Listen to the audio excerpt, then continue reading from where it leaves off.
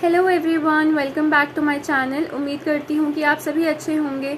My name is Nisha and आप लोग thumbnail पे देख सकते हो कि मैंने कौन कौन से एग्ज़ाम्स क्लियर किए हैं इन 2022। देखो, सबसे पहले तो मैं ये बताना चाहूँगी कि मेरा ये फर्स्ट अटैम्प्ट था। मैंने अप्रैल 2022 में अपनी प्रिपरेशन स्टार्ट करी थी। अभी ये जो वीडियो रहने वाली है वो टाइम मैनेजमेंट के ऊपर रहने वाली है कि हम टाइम को कैसे मैनेज करें अपना बैंक एग्ज़ाम्स के लिए, ताकि हम प्रोडक्टिवली सबसे मतलब अच्छे तरीके से पढ़ाई कर पाएँ। अगर हम 10 घंटे पढ़ते हैं, हम 12 घंटे कर पाएँ प्रोडक्टिवली, और एफिशिएंट यूटिलाइजेशन कैसे हो पाए टाइम का। और देखो, ये जो कुछ चीज़ें हैं मैं वो ये बताऊंगी जो मैंने अपनी प्रिपरेशन टाइम पे मैंने यूज़ किया था। मैं कुछ चीज़ें वो बताऊंगी, ठीक है। अब देखो, सबसे फॉरमोस्ट चीज़ जो मुझे लगती है ना, आपको अपने आप को, ये मैंने किसी और वीडियो में बोला था बट आई गेस ये बहुत ज़्यादा चीज़ इंपॉर्टेंट है। आपको अपने आप को डेडलाइन देनी बहुत ज़रूरी है। अगर आप लोग अपने आप को डेडलाइन नहीं दोगे, आपको पता नहीं होगा कि कब को वो चीज़ ख़त्म करनी है, तो आप फिर ज़िंदगी भर ऐसे बैंक प्रिपरेशन या किसी और चीज़ की प्रिपरेशन में लगे रहोगे। नॉट ज़िंदगी भर बट जस्ट अ सेइंग। देखो, मैंने अपने आप को डेडलाइन दी थी कि मैं बैंक एग्ज़ाम्स दूंगी तो सिर्फ इसी साल दूंगी, उसके बाद मैं नहीं दूंगी। चाहे मेरा सिलेक्शन हो, वेल एंड गुड। अगर मेरा सिलेक्शन नहीं होता है, I will move to something else, मैं कुछ और करूँगी। मैं बैंक एग्ज़ाम्स वापस नहीं दूंगी, बिकॉज डीप इनसाइड मुझे पता था कि मैं अपना जो भी दूंगी इस साल, मैं अपना बेस्ट दूंगी, मैं अपना 200% दूंगी। नॉट जस्ट 100% बट मैं 200% अपना दूंगी। ये चीज़ मुझे पता थी। तो देखो, ये चीज़ अगर आपको पता है ना कि आप कुछ भी अपनी मेहनत आप पूरी कर रहे हो, तो प्लीज़ अपने आप को डेडलाइन दे दो पहले। और उस डेडलाइन को ना, जिस भी आप रूम पे बैठ के या जिस भी टेबल पे, जिस भी नोटबुक से आप पढ़ते हो, सबसे पहले वहाँ पे ना मेंशन कर दो कि मैं इस साल एग्ज़ाम निकाल लूँगा। होता क्या है ना, अगर आप उसको हर जगह लिख दोगे ना, तो उससे क्या होगा कि जब भी आप अपना टाइम वेस्ट कर रहे होगे तो आपको सबकॉन्शियसली ना आपको गिल्टी फील होगा कि यार मैं तो अपना टाइम बर्बाद कर रहा हूँ, तो बहुत बुरा लगता है। तो आप तभी की तभी उस चीज़ को छोड़ दोगे, ठीक है। ये तो बात रही डेडलाइन की। सेकंड चीज़ क्या है कि रोज़ सोने से पहले अपनी डेली टू डू लिस्ट बनाओ। रात को ही बना लो, अगले दिन के लिए नहीं बना सकते रात को, तो आप अर्ली मॉर्निंग उठ के बना लो। देखो, डेली टू डू लिस्ट बनाना बहुत ज़रूरी है कि आज मैं कौन कौन से अपने टॉपिक्स कवर करने वाला हूँ या वाली हूँ। क्योंकि पता ही नहीं होगा ना, तो काफ़ी डायरेक्शन लिस्ट से घूमते रहोगे कि आज मैंने कौन सा टॉपिक कवर किया, कल कौन सा किया था। सिलेबस का भी कोई ट्रैक नहीं रहेगा। तो प्लीज़ आप डेली टू डू लिस्ट बनाओ। और देखो, बहुत लोग मुझसे पूछते हैं कि मैम क्या आप अपनी daily to do list follow कर पाते थे। देखो, कभी कभी 100% होती थी बट नॉट ऑलवेज। जनरली वो 80 to 90% ही रहती थी मेरी, जो भी टू डू लिस्ट में मेरी होता था। 100% होता था बट बहुत कम होता था। और अगर देखो 80 to 90% कंप्लीट हो भी रही है तो भी कोई बुरी बात नहीं है। 80-90% बहुत अच्छा है, बिल्कुल। बट आप टू डू लिस्ट बनाओ, ठीक है। सेकंड चीज़ थी। थर्ड चीज़ क्या थी, देखो अपनी एक्टिविटीज़ को ना कैटेगराइज करो, कौन सी ज़्यादा इंपॉर्टेंट है, कौन सी कम इंपॉर्टेंट है, कौन सी अपनी प्रायोरिटी बेसिस पे अभी करनी ज़रूरी है। क्योंकि देखो, सुबह उठोगे, सबसे पहले जो इंपॉर्टेंट चीज़ अगर आप ख़त्म कर लोगे ना अपनी, सुबह क्या होता है ना, सबसे ज़्यादा एनर्जी अपने में बहुत अच्छे से होती है, ठीक है। एनर्जीफुल होते हो आप, एनर्जेटिक होते हो, तो उससे क्या होगा ना कि स्टार्टिंग में ही आप अपना इंपॉर्टेंट और टफ चीज़ें निपटा लोगे, तो जो डे एंड में आपकी ईजी चीज़ें बचेगी वो बहुत ईजिली कंप्लीट हो जाएगी। मैं क्या करती थी, हमेशा इंग्लिश को मैं लास्ट में रखती थी, बिकॉज आई न्यू इंग्लिश मेरा स्ट्रॉन्ग पार्ट है और उसमें मुझे इतनी मेहनत की ज़रूरत नहीं है, तो that is an easy part for me. और क्वांट्स में हमेशा स्टार्टिंग में या बीच में रखती थी, और करंट अफेयर्स स्टार्टिंग में रखती थी, ताकि मुझे पता था कि वो मेरा मतलब मेरे लिए काफ़ी टफ है वो। तो ऐसे कर सकते हो आप। फोर्थ चीज़ कि आपको सेल्फ डिसिप्लिन होना बहुत ज़रूरी है। सेल्फ डिसिप्लिन होगे ना तो काफ़ी आपका टाइम बच जाया करेगा। आप टाइम अपना इधर उधर वेस्ट नहीं करोगे, फोकस होके तैयारी करो। देखो, ये तो ऐसे ही था, बट जो मेन इंपॉर्टेंट पॉइंट है ना, डिस्ट्रैक्शन। देखो, बहुत सारे लोग ना बहुत जल्दी इजीली डिस्ट्रैक्ट हो जाते हैं। व्हाट्सएप, इंस्टाग्राम पे अब तो रील्स आ गई हैं, यूट्यूब पे शॉर्ट्स आ गए हैं। मैं एज एन एस्पिरेंट मैं भी उस पर बहुत टाइम अपना बर्बाद करती थी। इट्स नॉट लाइक दैट कि मैं शॉर्ट्स नहीं देखती थी या मैं रील्स नहीं देखती थी। मैंने अपना इंस्टाग्राम कभी भी अनइंस्टॉल नहीं किया, अपना व्हाट्सएप अनइंस्टॉल नहीं किया ड्यूरिंग माई प्रिपरेशन। बस होता क्या था ना, देखो, आप जुडिशियसली किसी भी चीज़ का यूज़ करोगे, अच्छे तरीके से करोगे, so it would be fine. मेरा क्या रहता था कि अगर मैं बहुत ज़्यादा स्ट्रेस्ड हो रही हूँ, टेंशन मोड में जा रही हूँ, तो मैं 5 मिनट शॉर्ट्स या रील्स खोल लूँगी। बट वो सिर्फ 5 मिनट, मुझे पता होता था कि वो 5 मिनट ही रहेगा, 5 मिनट से ऊपर नहीं एक्सीड करेगा वो। और ऑब्वियसली आज के टाइम पे ये कहना कि आप अनइंस्टॉल ही कर दो अपने इंस्टाग्राम व्हाट्सएप को, ही थोड़ा सही नहीं होगा, बिकॉज देखो बहुत सारी चीज़ें ऐसी होती हैं कि वहाँ पे आपकी स्टडी ग्रुप्स होते हैं, काफ़ी हेल्प करता है वो स्टडीज़ में भी, अगर आप पॉजिटिव चीज़ से लेके चलो।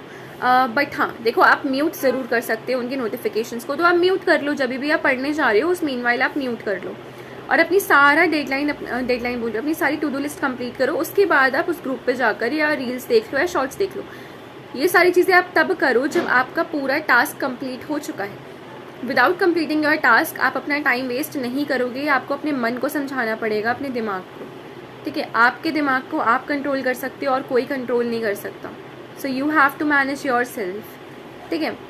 अब बात करते हैं जो मेरे लिए काफ़ी इंपॉर्टेंट चीज़ रहती थी, फिफ्थ चीज़, इसको मैंने बीच में ज़रूर लिया है। देखो मैं जो बहुत अच्छे तरीके से एक चीज़ फॉलो करती थी ड्यूरिंग माई प्रिपरेशन टाइम, मैं उसको कहती थी रिवॉर्ड सिस्टम, ठीक है, रिवॉर्ड्स।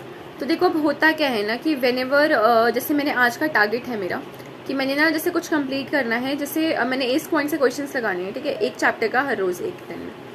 तो होता क्या था, अगर मैं वो लगा लूँगी तो मैं खुद को रिवॉर्ड दूंगी। फॉर एग्जांपल मेरा कुछ खाने का मन है, मैं जंक फूड की थोड़ा बहुत शौकीन हूँ, तो जैसे फॉर एग्जांपल मेरा खाने का मन है, तो मैं क्या बोलूँगी कि भाई पहले ना हम ना एक मॉक दे लेते हैं, मॉक ले लो या मॉक का एनालिसिस कर लेते हैं, नहीं तो इस चैप्टर के क्वेश्चंस लगा लेते हैं 70-100 क्वेश्चंस। उसके बाद हम शाम को मोमोज खा लेंगे, चाउमीन खा लेंगे, नूडल्स खा लेंगे, समोसे खा लेंगे, जो मर्जी आपका मन है, ठीक है। या अगर मेरे को फ्रेंड से मिलने जाना है तो पहले हम ये कर लेते हैं, उसके बाद हम फ्रेंड से मिलने जाएंगे।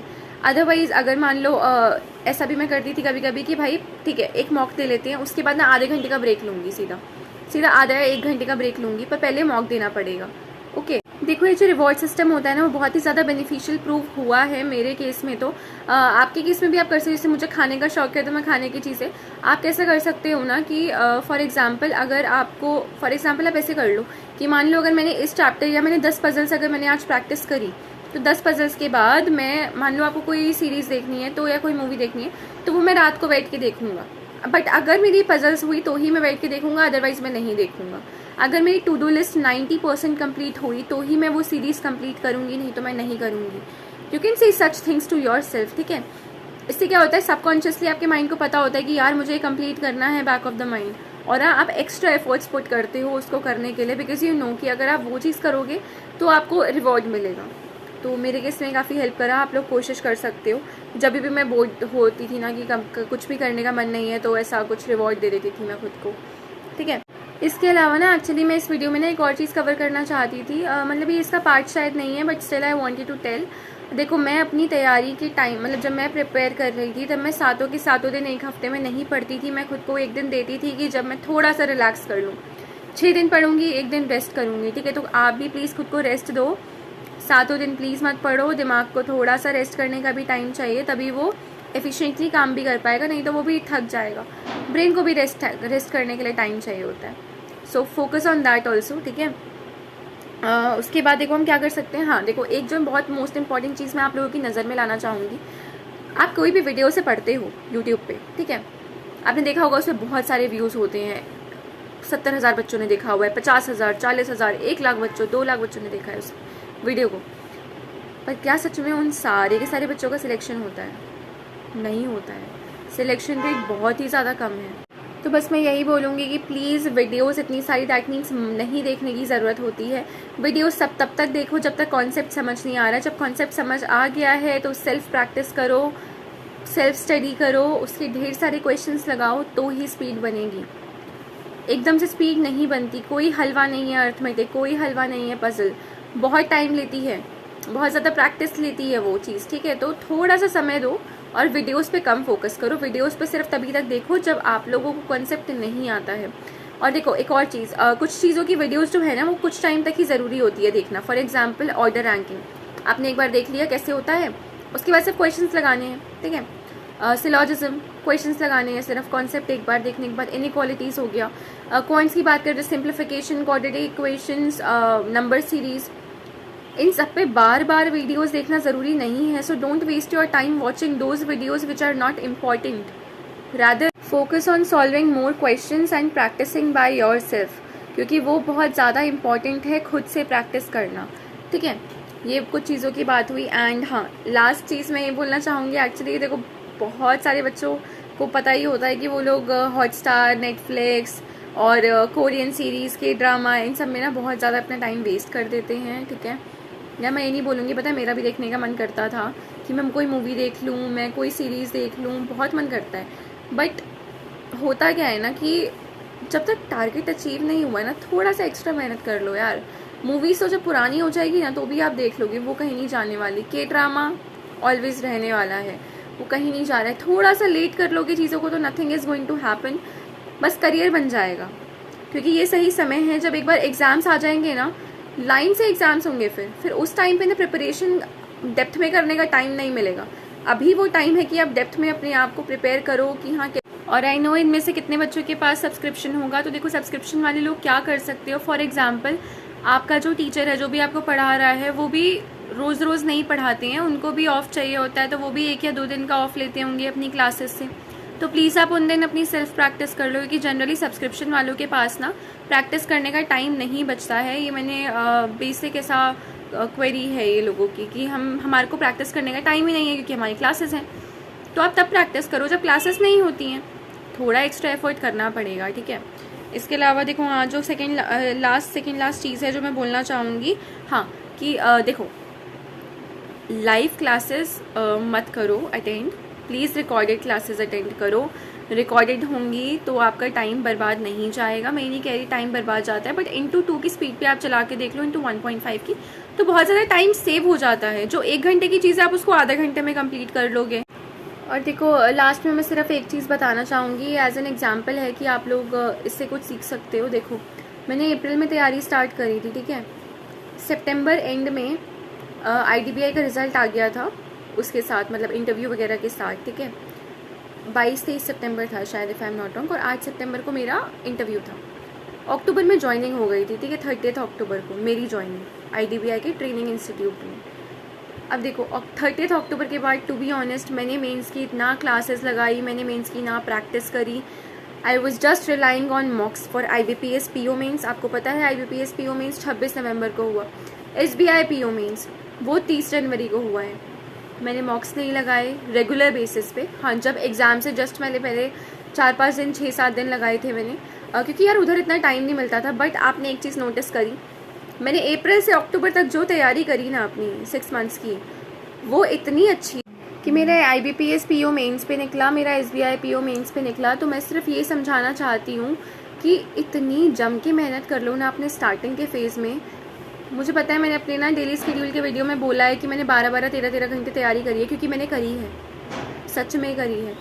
अगर मैं वो शायद नहीं करती तो शायद आज मैं यहाँ पे नहीं होती, मेरा सिलेक्शन नहीं, जो भी है, इतनी सारी पॉजिटिव चीज़ें नहीं होती। सो प्लीज़ मेहनत करो। टाइम मैनेजमेंट नहीं हो रहा है, ये नहीं हो रहा है, वो नहीं हो रहा है, ये सारी टिप्स आप फॉलो करके तो देखो जो मैंने बताई हैं। छोटी छोटी चीज़ें होती हैं, please try to follow that thing अपनी डेली रूटीन में। ज़रूर कुछ ना कुछ इम्प्रूवमेंट होगा, थोड़ा सा भी इम्प्रूवमेंट होता है, so that is going to help you a lot in the longer run. तो प्लीज़ फोकस करो अपने गोल को लेके चलो। Don't get yourself distracted by anything, like कुछ भी हो चीज़, ठीक है। अपार्ट फ्रॉम दैट शायद मैं अपनी नेक्स्ट वीडियो जो भी लेके आऊँ वो माई जर्नी पे लेके आऊँ कि मेरी कैसी जर्नी थी, मेरे क्या चैलेंजेस थे, मेरे क्या फेलियर्स हैं मेरी लाइफ में। शायद उससे भी थोड़ा बहुत मोटिवेशन मिले आप लोगों को। एंड हाँ, अपार्ट फ्रॉम दैट अगर किसी को भी गाइडली का मॉक परचेज़ करना हो, बंडल PDF परचेज़ करना हो, तो प्लीज़ आप लोग मेरा कोड यूज़ करें। ऑलिव वुड का मॉक परचेज़ करना हो तो प्लीज़ आप लोग मेरा लिंक कोड यूज़ करो। अपार्ट फ्रॉम दैट मैंने सारी स्ट्रैटेजी वीडियोज़ बना दी हैं प्लेलिस्ट सेक्शन में, आप प्लीज़ जाके देख लेना। मैंने डिस्क्रिप्शन में भी प्लेलिस्ट का लिंक दे दिया है स्ट्रैटेजी वीडियोज़ के लिए, प्लीज़ देखना। जल्दी ही मैं इंटरव्यू एक्सपीरियंस भी लेके आऊँगी, RRB का, RRB PO का, LIC HFL AM का एंड IDBI AM का, तीनों के इंटरव्यूज़ के एक्सपीरियंस मैं बताऊँगी आपको जल्दी ही। अगर आप लोगों को मेरी वीडियोज़ प्लीज़ पसंद आए, so do subscribe to my channel and share with your friends also. Thank you so much.